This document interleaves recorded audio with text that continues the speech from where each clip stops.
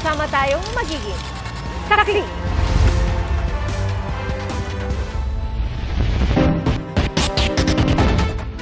Binigyan na po ng tulong pinansyal ng DSWD ang babaeng nagbebenta ng sampagita sa viral video kung saan itinaboy siya sa harap ng mall sa Mandaluyong. Hindi naman menor de edad ang babae ayon sa kanyang mga magulang. Pero naglabas pa rin sila ng hinanakit sa gwardya. Saksi, si Chino Gaston. Usap-usapan online ang pagtataboy ng isang gwardya na nauwi sa akbang pagsipa at paghablot ng panindang sampagitan ng isang babae na harap ng malaking mall sa Mandaluyong. Pero ang viral video, kuha noong pang December 17 ayon sa pulisya. Halo-halong emosyon ang naramdaman ng mga magulang ng sampagita vendor na si Marie, hindi niya tunay na pangalan. Sinipa siyang gano'n, tapos hinablok ng sampagita. Masakit sa kalooban. Kasi akong nanay, hindi ko nahapatan silang ng gano'n. Ang alam ko, nakikiupo lang siya kasi maambon ng mga time na yun, nagigisinong po siya. Ngayon, biglang dumating yung guard. Ngayon, pilit siyang pinapaalis. Wala sa bahay si Marie nang kausapin namin ang kanyang mga magulang. Kayon sa kanila, first year sa kursong Medical Technology ang 22 taong gulang na anak. Ang kakabal niya, nursing naman ang kurso. May dalawa pa siyang kapatid na edad 19 at 23. Nagbebenta raw talaga ang mga anak ng sampagita sa Ortigas area at napupunta raw sa pangmatrikula, pambaon at pamasahe pa uwi sa Baisa, Quezon City ang hanggang 2,000 pesos na kita ng pagtitinda nila kada araw. Ipinatawag ng PNP Civil Security Group ang security guard na nauna ng sinibak sa trabaho. Binibigyan po natin sila next week ng specific date na mag-appear sa ating opisina. Sakaling hindi siya lumutang, pati yung agency, mag-i-initiate na po tayo ng formal filing of administrative complaint. Ang gusto ko nung mangyari, hindi na kami mag-ano ng kaso. Kasi malay mo kung may pamilya siya na nag-aaral, kagaya sa amin. Naaawa rin ako kasi parehas-parehas lang kaming kumakain ng... Ang Department of Social Welfare and Development nagbigay ng 20,000 pesos na tulong pinansyal sa pamilya ni Marie na gagamitin daw pambayad sa matrikula ng mga anak. Pero isa sa mga tanong ng netizens, bakit tila pang high school ang uniforme na suot ni Marie? Dahil nga mahirap po sila, kung ano po yung available na uniform, ay yun po yung ginagamit po nila. Bukod sa tulong pinansyal, maghahanap din ng tulong ang DSWD para mapalago ang negosyo nila ng pagtitinda ng sampagita. Aside from that, we will nag-provide nga rin tayo ng counseling. Sabi nga natin, sumailalim rin po sa trauma yung pong mag-anak dahil nga sa experience na ito. Para sa GMA Integrated News, Chino Gaston ang inyong saksi. Gulpi ang inabot na isang doktor mula sa lalaking nakabangga sa kanyang sasakyan. Nangyari po yan sa Ross Boulevard Service Road sa Maynila kahapon. Ang kwento ng kapatid ng doktor, tumanggi ang biktima na tanggapin ang 1,000 pisong alok ng suspect para sa danyos dahil malaki umano ang pinsala sa kanyang sasakyan. At dito na umano nagsimulang magwala ang suspect na ayaw rin daw magpatawag ng pulis. Nasa kustodiya na ng mga pulis ang suspect at sinampahan ng reklamong reckless driving resulting in damage to property at physical injury. Sakaling magpositibo sa alak ang ginawang blood test sa kanya, sasampahan din siya ng reklamong driving under the influence of alcohol. Hindi magbigay ng pahayag ang suspect. Isinailalim sa autopsy ng NBI ang labi ni Jenny Alvarado, ang OFW na nasawi sa Kuwait, na nung una ay maling bangkay ang naiuwi sa Pilipinas. Hinala pa rin ng kanyang pamilya, may foul play sa insidente lalo't puno raw ng pasa ang kanyang labi. Saksi, si Von Aquino.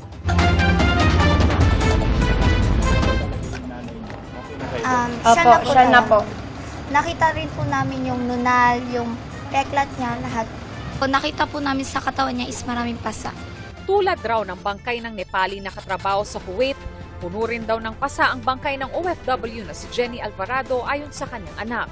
Kaya patuloy raw silang naniniwalang may foul play sa pagkamatay ng ina at hindi coal suffocation tulad ng sinabi ng kanyang amo.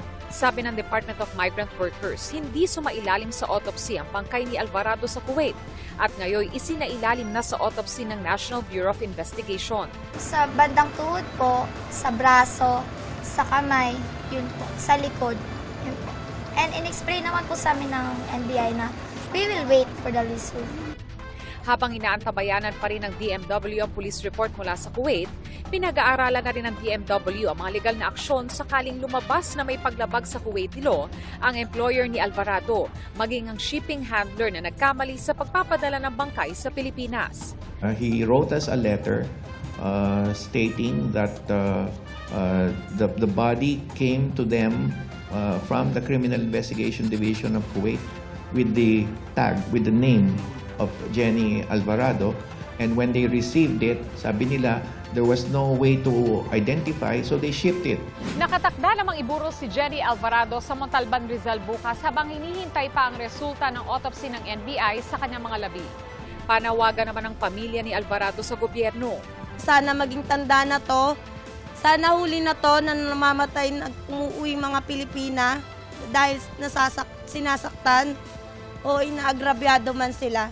Sana hustisya talaga at hindi lang magiging kwento to na porket nalibing na tapos na, hindi po. Ilalaban ko po siya.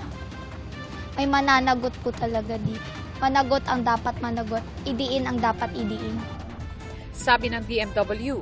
With what has happened, no? Yung mga pagkasawi ng OFWs natin ngayon sa Kuwait ay rene-review din natin ngayon yung current policy na yan, kung dapat ba natin higpitan at kung dapat ba nating magkaroon pa ng more stringent measures sa pagpapaalis ng ating mga domestic workers. Para sa GMA Integrated News, Von Aquino ang inyong saksi. Target mabigyan ng libreng bakuna kontra HPV ang 1 milyong babaeng estudyante sa bansa. HPV ang pangunahing sanhi ng cervical cancer sa bansa ayon sa World Health Organization. Saksi, si Ian Cruz. Mismong Department of Health ang nagsabi, mahal magpabakuna kontra HPV o Human Papilloma Virus. 4,000 pesos yan kada turok ayon sa DOH o 8,000 pesos kasama ikalawang dose matapos ang 6 na buwan. Gaano nga ba kahalagang mapigil ang epekto ng HPV? Ang Human Papilloma Virus ay isang uri ng sexually transmitted infection na nakukuha sa skin-to-skin contact at pakikipagtalik. Ang ilang kaso ng HPV kusang nawawala kahit walang sintomas at gamutan. Pero may mga kasong nauuwi sa pagkakaroon ng cancer. Sa tala ng World Health Organization noong 2019, HPV ang nagdulot ng cancer sa 620,000 na mga babae at 70,000 na mga lalaki. Base rin sa pag-aaral ng WHO, HPV ang sanhi ng 95% ng cervical cancer cases. Ito ay katlong uri ng cancer na madalas sumatama sa kababaihan dito sa Pilipinas. Nasa 8,549 na mga Pinay ang tinamaan ng cervical cancer base sa huling tala ng International Agency for Research ng WHO. Halos kalahati sa kanila ang namatay noong 2022. Kabilang sa namatay sa cervical cancer, ilang taon na nakakaraan ang tiyahin at 27 anyos na pinsan ni Maricel. Kawawa po, lalo pa yung pinsan ko, may isang anak po yun na naiwan maliit pa noon. Kaya si Maricel, suportado ay kinakasang bakunahan laban sa HPV. Target ng DOH ang pagtuturok ng HPV vaccines habang bata pa lang. So bago pa siya maging sexually active, dapat nabibigay na. And we estimate that the best age for that is around 9 years old. Hindi naman po ibig sabihin hindi na siya pwedeng ibigay later in life, meron rin po yun. Pero for preventive measures, the best po talaga is at that age. Libre at voluntary ito para sa mga gustong magpabakuna na gagawin sa mga eskwelahan. Pinondohan na ako ni President for 2025. For 2025, we can vaccinate all Filipino girls. And ang effect niyan, mawawala ang cervical cancer. As of January 6, mahigit kalahating milyong babaeng grade 4 students na ang nabigyan ng first dose ng HPV vaccine sa school-based immunization program. Target ding isama sa programa ang mga estudyante sa private school. Kababaihan ang nagkakaroon ng cervical cancer kaya naman sila ang target na mabigyan ng HPV vaccine. Pero ayon sa DOH, maging ang mga kalalakihan, tinitingnan din na mabigyan ng nasabing bakuna. Kapag ang lalaki ay nabigyan ng bakuna nito, hindi na rin siya madadapuan ng human papilloma virus or HPV. Kung hindi siya madadapuan ng HPV, sa kanyang magiging future na mapapangasawa or makakasama na kababaihan, hindi na niya maipapasa ang virus na ito at hindi na magkakaroon ng cervical cancer.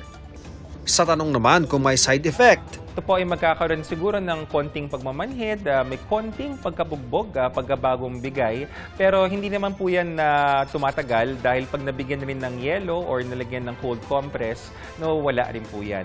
May mga ibang possible side effects na very minor and very mild. Some patients will get a fever, pero beyond that, wala naman po tayong naitatala ng mga serious side effects pagdating dito sa bakunang ito. Para sa GMA Integrated News, ako si Ian Cruz, ang inyong saksi. Tinawag ng nominee para sa susunod na U.S. Secretary of State na si U.S. Senator Marco Rubio na harassment ang ginagawa ng China sa Pilipinas. Dagdag ni Rubio, itigil na ng China ang panggugulo sa Pilipinas at Taiwan. Saksi, si JP Soriano.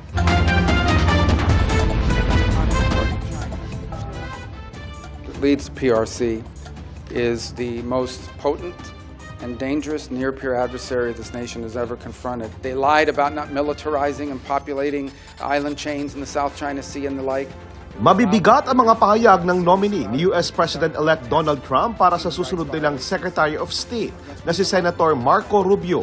They have repressed and lied and cheated and hacked and stolen their way into global superpower status, and they have done so at our expense and at the expense of the people of their own country. Oras na maitalagang Secretary of State, si Rubio ang magiging pangunahing tagapayo ni Trump pagdating sa foreign affairs at tagapagpatupad ng foreign policy nito. Sa confirmation hearing ni Rubio sa US Senate, nabanggit niya ang mga ginagawa ng China sa Taiwan at sa Pilipinas. The actions they are taking now are deeply destabilizing. They are forcing us to take counteractions because we have commitments to the Philippines and we have commitments to Taiwan that we intend to keep. They really need to stop messing around with Taiwan and with the Philippines because it's forcing us to focus our attention in ways we prefer not to have to. Isa sa ipinunto ang pagpapadala ng China na mga barko nito sa ating exclusive economic zone. There's this massive, I don't even know how to describe it, but this massive ship that the Chinese have built that's like headed towards the Philippines, and the Philippines feels threatened by it, rightfully so. We've seen this on a daily basis with the harassment and so forth, but on a daily basis. Hindi tinukoy ni Rubio kung aling barko ito, pero nasa EEZ pa rin ng Pilipinas ang China Coast Guard Vessel 5901 na tinaguri ang Monster Ship. Muli nitong naka-radio challenge kahapon ang BRP Gabriela Silang ng Philippine Coast Guard. You are advised that you are currently sailing inside the Philippines Exclusive Economic Zone, approximately 60.1 nautical miles from the coastline west of Capones Point, Zambales, Philippines. You are directed to depart immediately and notify us of your intentions. Your illegal activity will be reported to higher authorities. This is China Coast Guard. Vessel 5901.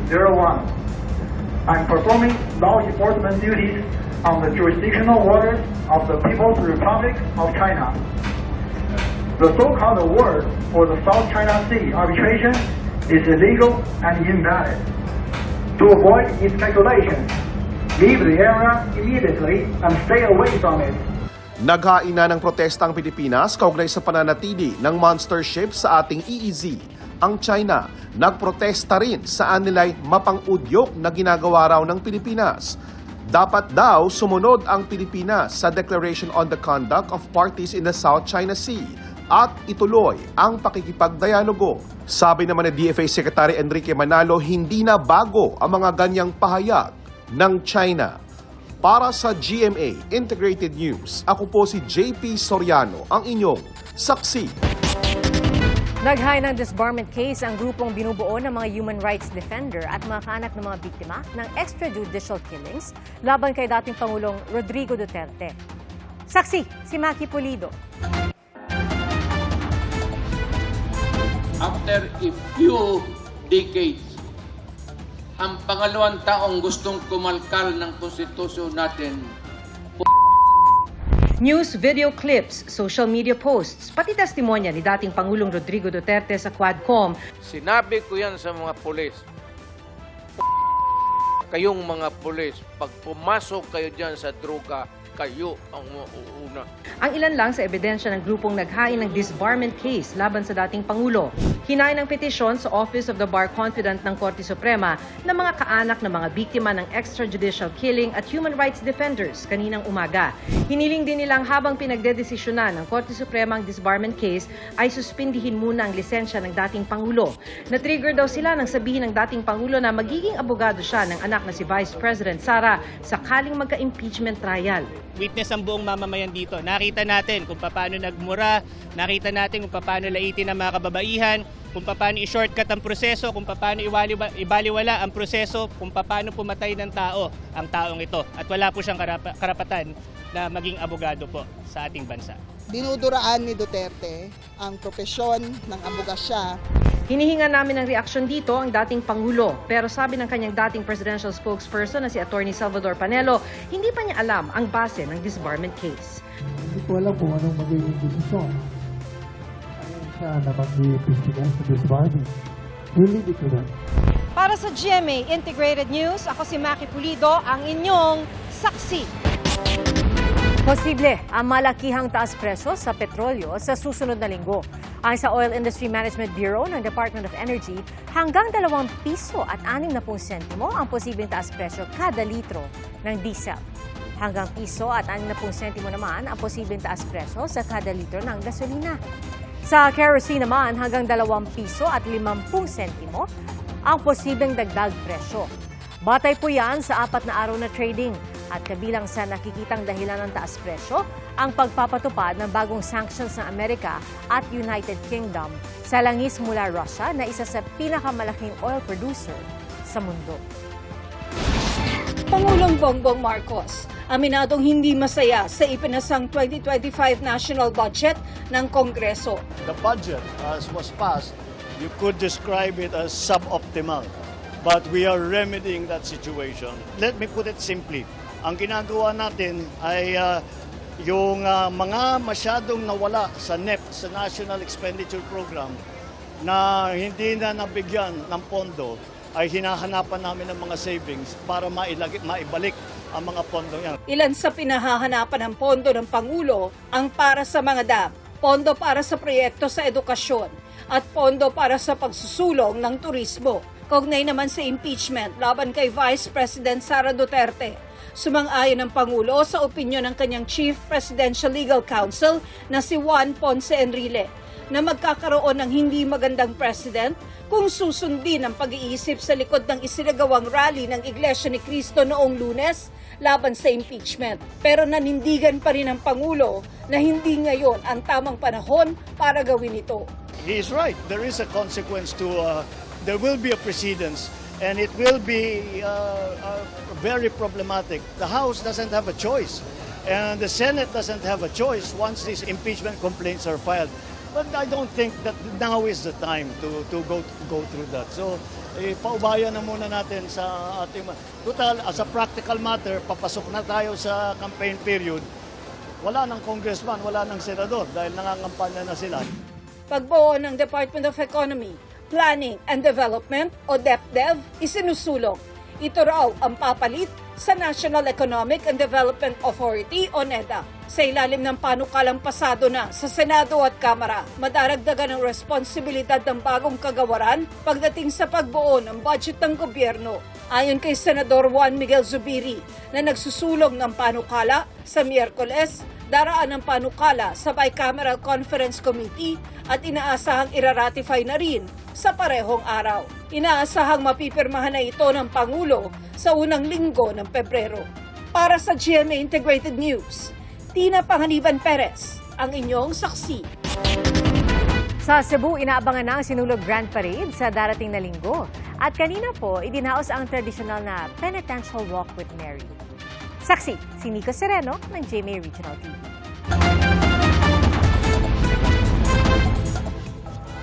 Libu-libong deboto ang lumahok sa taunang Penitential Walk with Mary.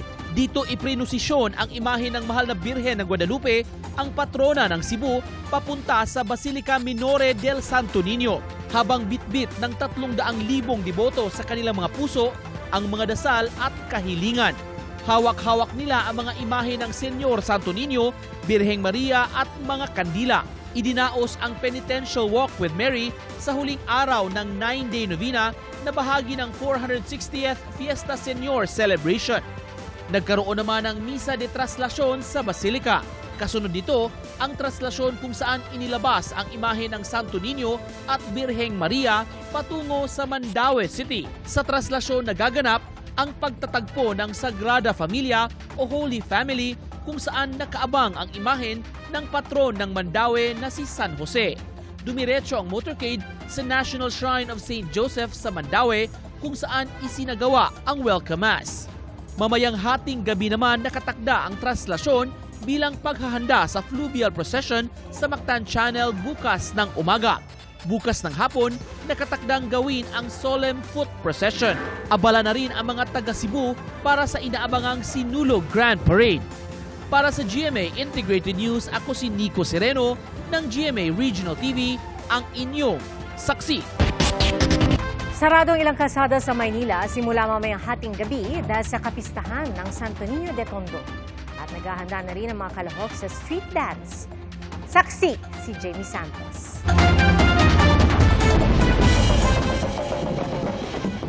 Inabutan naming nag-e-ensayo ang grupong ito ng kabataan sa Francisco Street, Tondo, Maynila. Kalahok kasi ang kanilang grupo sa gaganaping lakbayaw bukas ng umaga. Ang lakbayaw ay ang street dance sa tila ati-atihan ng Tondo na taon-taon daw nilang sinasalihan bilang pagbibigay pugay at pasasalamat sa Santo Niño. Pinakauna sa lahat nagtitipon-tipon kayo, nakasama kayo lahat. Ito na po yung sinabi na po namin na panata na po namin ito. Kasi po, yung papa ko po kasi wala na po, kaya po pinagdadasal ko po sa sarili ko. Nakikita niya po yung ano pong ginagawa ko. Nandito tayo ngayon sa Francisco Street kung saan nagsasagawa ng last-minute practice ang grupo ng kabataang ito at lahat sila ay kasali sa lakbayaw na gaganapin bukas. Ang lakbayaw ay parte ng selebrasyon ng pista ng Santo Niño de Tondo. Ang lakbayaw ay isang makulay na tradisyon na pinag-isang lakbay at sayaw. Layuning isayaw ang mga kahilingan kay Santo Niño. Isang panatang nagpaparangal kay Santo Niño de Tondo. Nagsisilbi ring gabay at nagbibigay pag-asa sa mga deboto. Ang orihinal na titulo ng gawaing ito ay Karakol. Ito yung pagsasayaw ng mga tao sa Santo Niño mula doon sa pagdaong niya sa dagat na noon ay may pagoda hanggang siya ay ibaba dito sa may Manila Bay, sasalubungin ng mga tao at tinatawag na karakol. Nung wala ng dagat na pagdadaungan, tinawag naman itong lakbayaw kasi yung mga tao ay inorganisa bawat barangay na sila naman na nagsasayaw. Kaya nilagyan sila ng hiling mo, isayaw mo kay Santo Niño. May impluwensya na rin daw ng kasaysayan kaya matindi ang debosyon ng mga Katolikong Pilipino kay Santo Niño de Tondo. Ang pangalawang pinakamatandang imahe ng Santo Niño sa bansa, kasunod ng nasa Cebu. Malapit sa puso ng bawat Pilipino ang Santo Niño dahil kung ating babalikan, ang imahe ng Santo Niño ang ginawang instrumento ng mga mananakop upang maisakatuparan ng misyon nila na gawing katoliko ang Pilipinas. Deboto ng Santo Niño de Tondo ang mag-asawang inabutan naming bumili ng damit ng ninyo sa labas ng simbahan.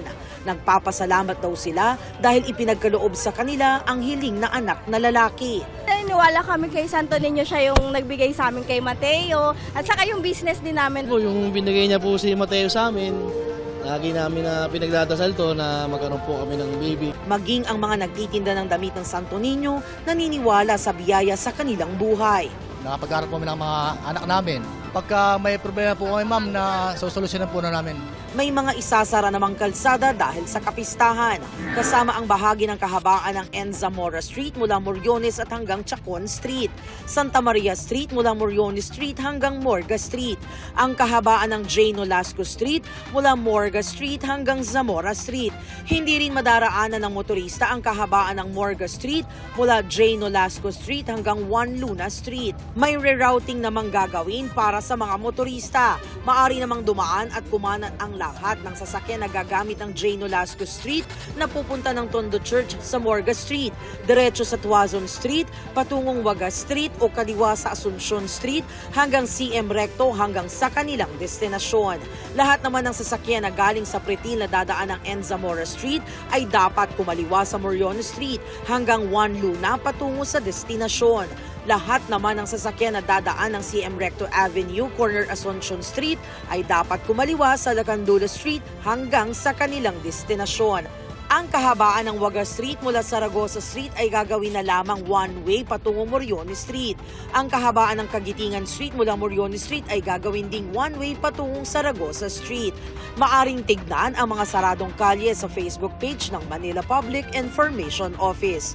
Para sa GMA Integrated News, Jamie Santos ang inyong saksi.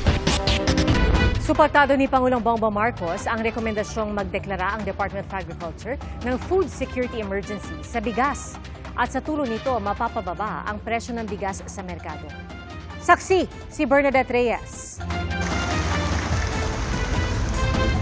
Si Pangulong Bongbong Marcos mismo nagsabing ginawa na ang lahat para maibaba ang presyo ng bigas pero hindi pa rin ito nangyayari. Kaya ngayon pa lang ipinahiwatig na ng Pangulo na suportado niyang rekomendasyong magdeklara ang Department of Agriculture ng Food Security Emergency sa bigas. Well, we are still waiting for the recommendation of the Price Coordinating Council but siguro next week matatanggap na formally ng DA yung kanilang rekomendasyon. And the recommendation, I believe, is going to be to declare an emergency. Kapag idineklara ang food security emergency, maaari nang ilabas ang buffer stock na bigas ng National Food Authority at idadagdag sa ibinebenta sa merkado. Pag nangyari ito, inaasang bababa ang presyo ng bigas. The reason that we are doing this is ginawa na natin lahat upang ibaba ang presyo ng bigas. Ngunit the market is not being allowed to work properly. Hindi nasusundan ang demand and supply curve dahil hanggang ngayon kahit ibaba mo lahat ng inputs, ang pagbenta pa rin, mataas pa rin. And so we have to force that price down and we have to make sure that the market works properly. Ayon sa NFA, aabot sa 700,000 bags ng bigas ang nasa warehouse nila ngayon. Dagdag pa dito ang nakaimbak na palay na hindi pa nagigiling. Kung sakali man pong matodo na natin, full blast, magiling na po natin lahat yan, ay abuan po na ng buong bansa ay meron po mga 5.7 million bags. Ngayon po, doon sa per calamities na alam natin, dapat hindi po tayo mawawalan yan, ay kalkulado naman po kung ilalabas natin yan. No? Hindi po natin ilalabas yan ng lahatan. Nandyan na po yung ating mga kadiwa kiosk. Yun po yung isang nakaplano po. Lahat po ng dating retailers ng NFA, yung dating pinaka-latest na listahan ng mga accredited retailers namin, ay sila po yung uunahing itatap kung sakasakali man pong bababat. Tuloy din ang ibang programa ng Department of Agriculture para magkaroon ng abot-kayang bigas. Dito sa Murphy Market sa Cubao, Quezon City, binaba na rin sa 38 pesos kada kilo ang Rice for All simula ngayong araw.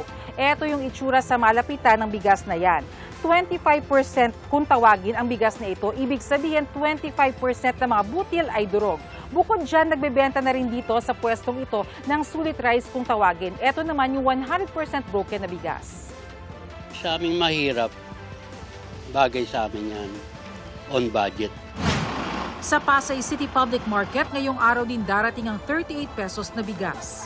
Maganda, mahal sa yan, at saka mura. Siya po yung bestseller namin dito. Siniguro rin ng Department of Agriculture na sapat ang supply ng murang bigas. Para sa GMA Integrated News, Bernadette Reyes ang inyong saksi.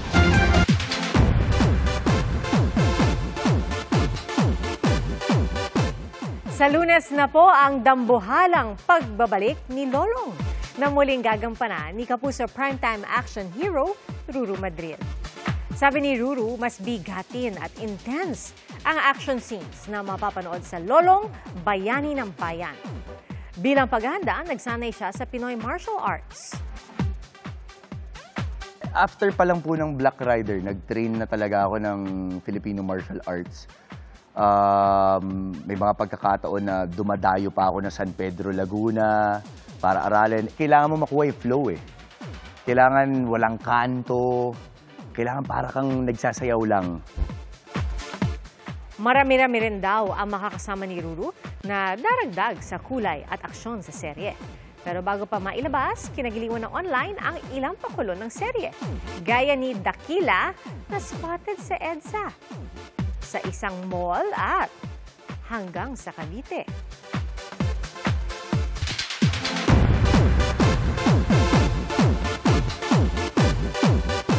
Nag-open up si Rufa May Quinto sa Fast Talk with Boy Abunda tungkol sa usap-usapang hiwalay na sila ng kanyang asawang si Trevor Magallanes. Aminado si Rufa na may pinagdaraanan silang pagsubok na sumabay pa sa kinakaharap na aktres na gusot dahil sa isang beauty and wellness center. Kasi syempre, pagod ako, lagi akong wala, in short. So, syempre, there's always two sides of the story. Pero naiintindihan ko din na hindi naman, syempre, puro ako lang ang tama. Syempre, siya din naman, may reason din. Pero, we're going through something. Batay sa mga naunang ulat, sinabi ni Trevor na nasa proseso na sila ng pagdidiborsyo. Paglilinaw ni Rufa, wala pang naghahain ng divorce sa kanilang dalawa. At wala rin daw kinalaman sa pera ang kanilang di pagkakaunawaan. Giit na aktres, mabuting asawa at ama si Trevor pero pribadong tao raw ang mister at naapektuhan din ng chismis. Natanong din si Rufa kung mahal pa ba niya si Trevor. Mahal mo pa ba si Trevor? Oo naman, mahal ko siya, syempre. Tsaka gusto ko syempre makumpleto ang pamilya namin. And if you have your way, gusto mo bang magkabalikan kayo? Ako kasi, kung ayaw na, re-respetuhin ko yung kahit na masakit sa akin eh. Siyempre, di ba, ba't ko pipilitin ng isang tao kung yun ang nararamdaman niya? Kung... Salamat po sa inyong pagsaksi. Ako si Pia Arcangel. Para sa mas malaking misyon at sa mas malawak na paglilingkod sa bayan. Mula sa GMA Integrated News, ang News Authority ng Filipino, hanggang sa Lunes, sama-sama po tayong magiging saksi!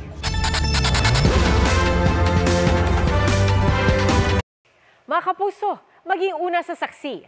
Mag-subscribe sa GMA Integrated News sa YouTube para sa iba't ibang balita.